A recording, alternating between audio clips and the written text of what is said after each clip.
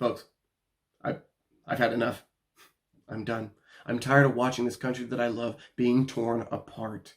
I'm absolutely sick of this, and it's now my time to call it out. So yeah, you know what? We're going there. Welcome to Courage and the Constitution. I'm just a guy digging behind the headlines to get to the nuggets of truth. I'm tired of the rhetoric and the propaganda. I'm being lied to by the media. I just want to know what's going on in the world. So let's do this.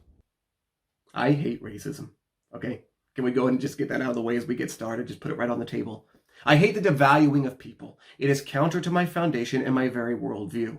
I firmly believe that everyone has equal and awesome value created in the image of God and that we should prop each other up. But is that what's really happening in our culture today? Okay, so you've heard of being drunk on love, right? You know that type of thing where somebody's just so obsessed with another person that they see that person in everything. And the one who is the object of affection can be an awful and terrible human. Yet the obsessed one can see no wrong in the individual at all. And it doesn't matter because anybody else says to that person could shake him out of their psychosis. It's no different than with these ultra-woke anti-racists running amok who have the same drunkenness towards seeing racism in everything.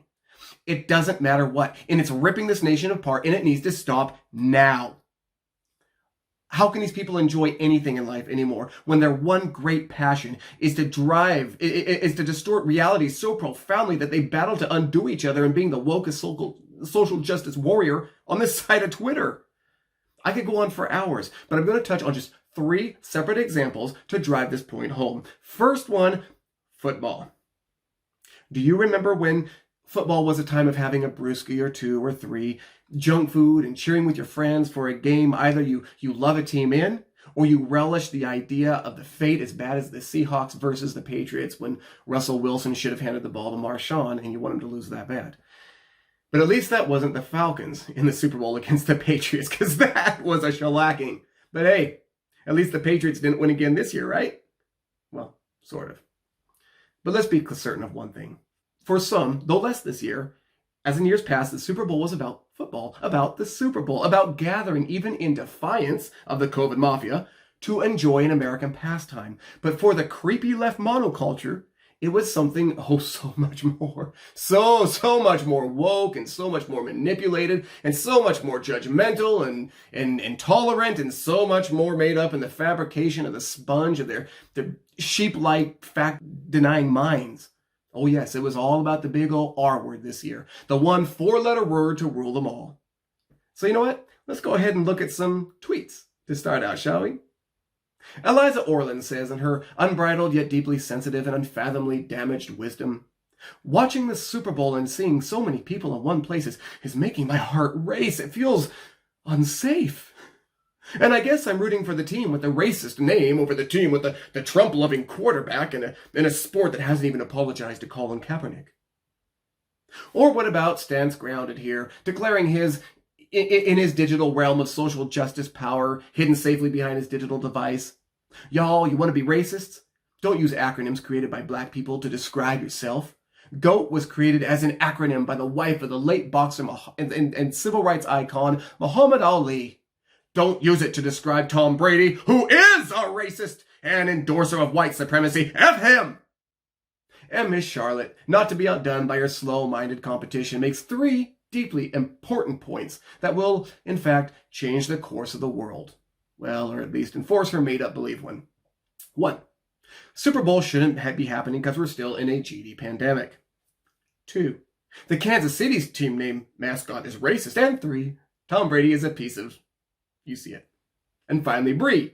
Newsom declares from her self-inflated high horse as she rides like Mr. Rogers' trolley into her own land of make-believe where everyone hates everyone who doesn't think exactly like them, and they check their brains at the door to do so. She says, "There is an enormous amount of racial undertones to this entire convo about Brady being the best athlete of all time in a way that willfully ignores black athletes, past and present, as well as the ongoing systemic discrimination against black athletes in the quarterback position." We got to be specific, you see. You see, if Brady were exactly Brady as he is, but a couple shades darker, then everything would be A-okay, right? Oh wait, nope, can't use that anymore, right? Can't use it. Well, you know what they say? I can't say Merry Christmas anymore either. So A-okay. That's what it means. But let's look at a couple points about Tom Brady. First of all, the dude is 43 years old.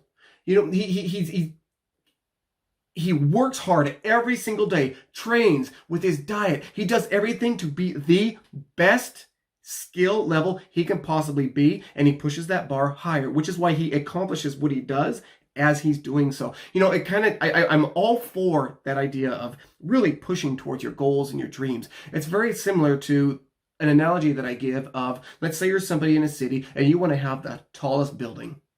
Well, there's somebody else who has a very tall building. You have two options. One is you can either go and tear that building down and tear down all the other buildings as well and build yours just somewhat mediocre, but at least it's the tallest, right?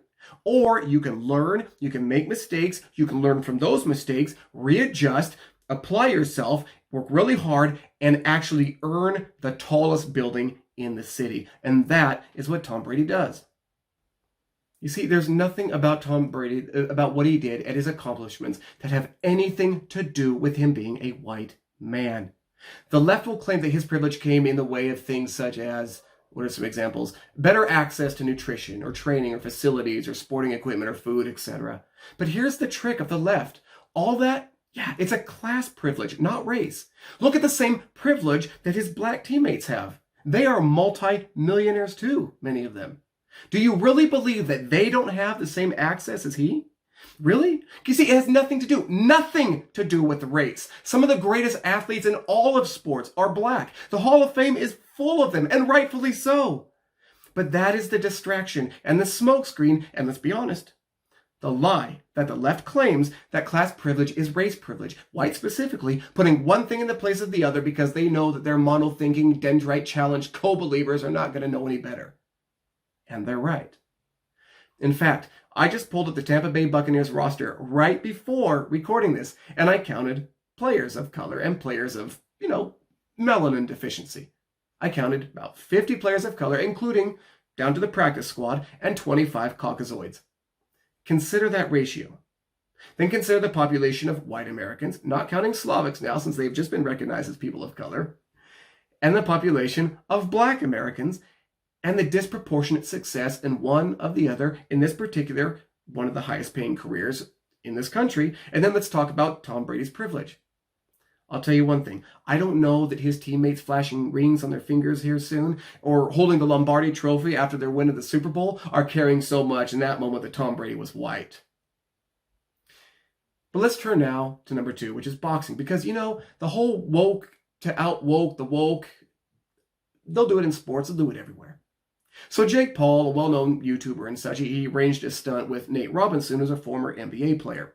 And what were they going to do? They were going to scrap it up in the ring together, smashing each other in the face with gloved-up paws. Yup. They were going to box. And box they did. Jake Paul ended up KOing Nate Robinson. All would have been good in a sport that has been around forever, as people of various races have duked it out, the shade of their skin having nothing to do with success or not in the sport. But this is 2020 and 2021, and common sense has given way to the likes of these women who interviewed Jake Paul. And what was their claim? That he was racist for knocking out Robinson. Yep, that's right, literally, that Jake Paul, who happens to be white, is racist for knocking out his opponent in boxing, who happens to be black. Go ahead. See it for yourself. And this is our question of the week. We saw what happened to Nate Robinson, so I'm going to ask Jake Paul right here in front of America. Jake, considering where we are right now in our racial conversation in America, was what you did to Nate Robinson racist? That is the question of the week. Man. Nah, stop playing with me. Come on. Listen, Jake, it's a sensitive time right now. We just had to witness a white man just knock a black man smooth out in front of all of America. So that's why I asked that. Start from the beginning. Okay. First and foremost, was it racist to knock a black man out? That is the question of the week. Stop asking me that. I said no. It's not racist. It's a shitty question. It's a sport. Why is it a shitty question? Why is it a shitty question? Because how does this have anything to do with race? It doesn't. It's a fine question. We got to wake you up. You got to be a part of this conversation. And finally, not to be out woke, Entering stage left, you would never have guessed it, Bernie Sanders. Yep, that's right. The same Bernie who praises communist socialism. Really, he literally does. You can look it up. But has been remarketed in the minds of non-thinkers as suddenly this frail and gentle creature to be cozied up to, and because of memes of his in mittens and a mask. Oh yes, you know the one. Well, it turns out that now mittens are a form of white privilege. Because why not? Take a look at this article that came out here. And other than the obvious, I want to point out two things in particular about that article. And I'm going to have to put my glasses on for this one because I need to be able to read it here on my screen. But I'll also put it up here. So here it is. You can see Bernie there with his puffy coat and mittens. San Francisco high school students get a lesson in subtle white privilege. Let's read.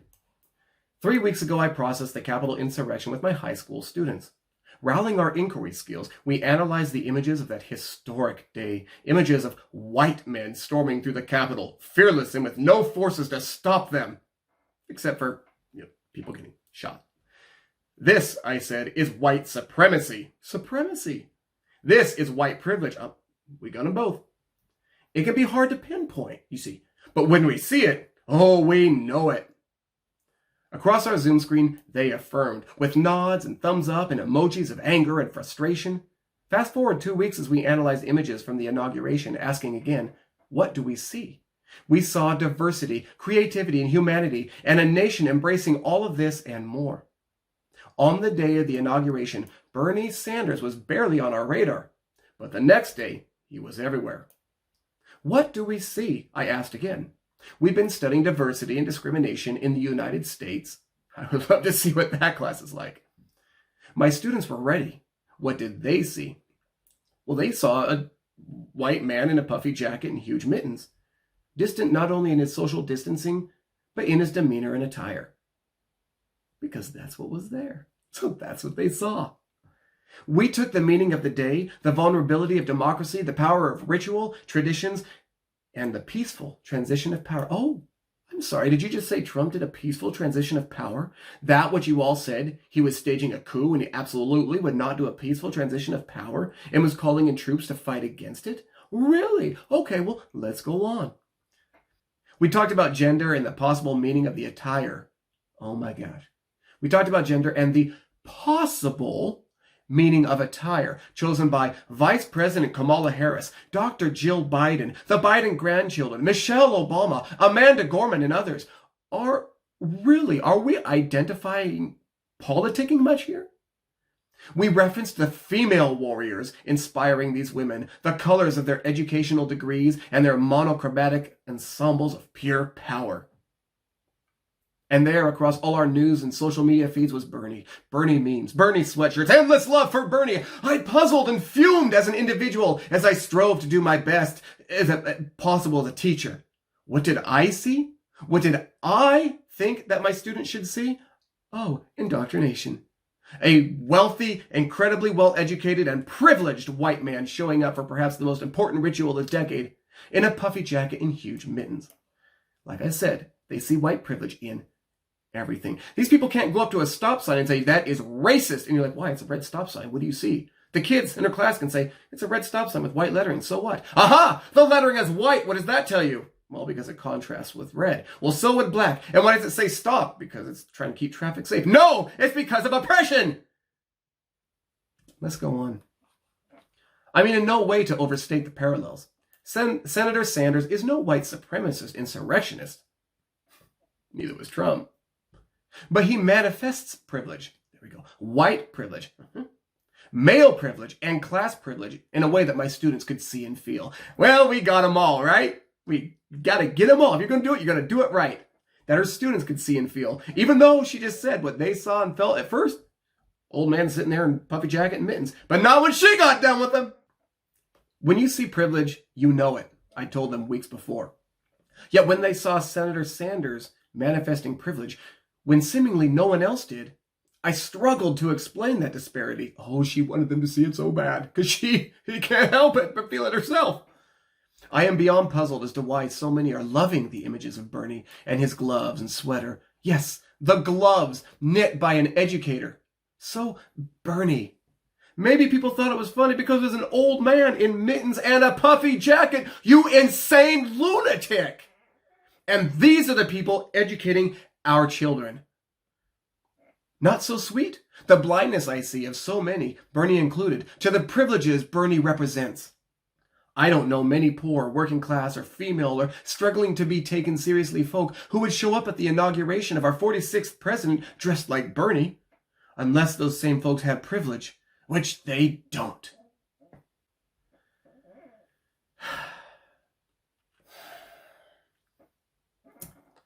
You know what?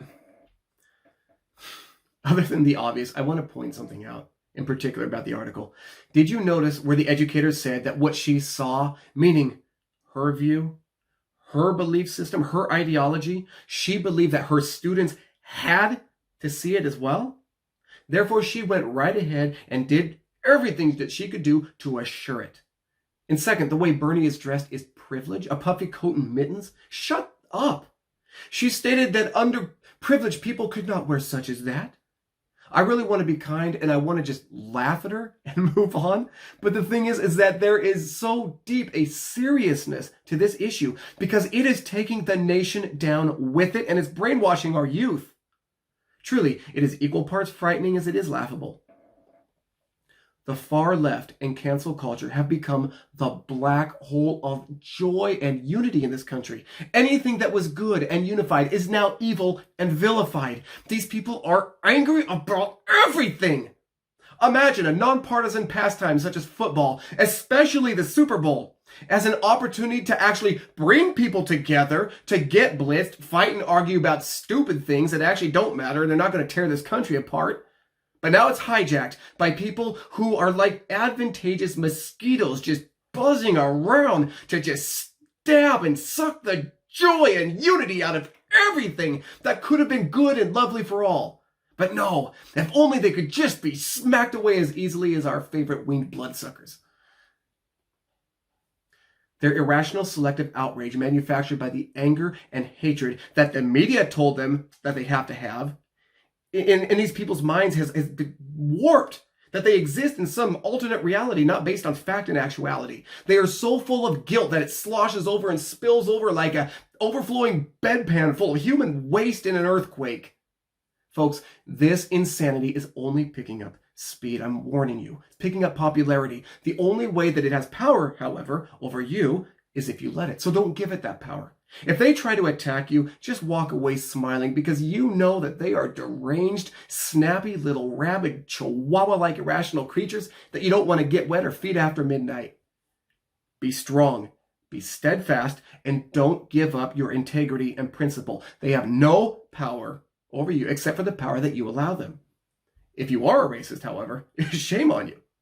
If you know that you are not, then ignore the hell out of them and let them rabble and compete for the top position on Mount Woke, in which everything is an offense and life is not worth living unless one is just filled with anger and hate toward everything, and everything is not anything unless it is somehow tied to race, and therefore you gotta be the wokest. Don't do that. Don't give them that power over you people.